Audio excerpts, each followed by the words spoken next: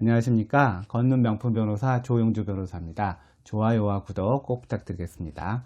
오늘은 작년에 10월 달에 나온 대법원 판결 하나 소개하려고 하는데요. 이제 우리가 이혼 사건을 하게 되면 가장 중요한 것이 이제 재산 분할의 대상이 뭐가 되느냐, 어디까지 재산 분할이냐, 이게 많이 다투어집니다. 그래서 사실 이거 하느라 이혼 사건이 되게 처리가 늦은데요. 어떤 사건이냐면은 어떤 이제 부부가 이제 결혼할 때 한 사람이 이미 결혼 전에 주택청약 종합저축에 가입을 한 상태였어요.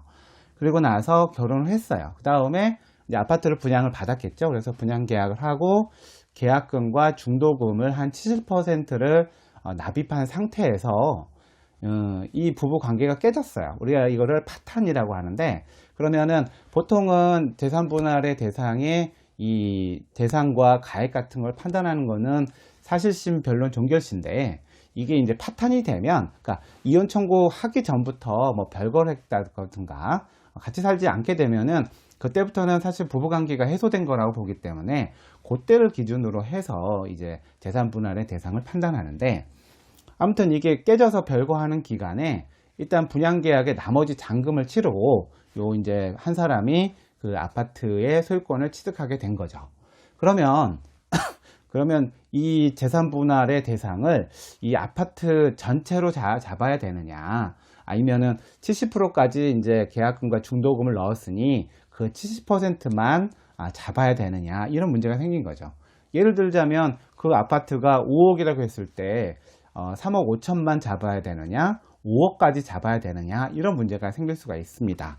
다만 이제 이 사안에서의 그 특징은 상대방이 이제 아마 배우자가 명의는 남편이고 이제 별거를 한 그 여자는 자식들을 키우고 또 소득이 있었던 사정이 있는 것 같아요.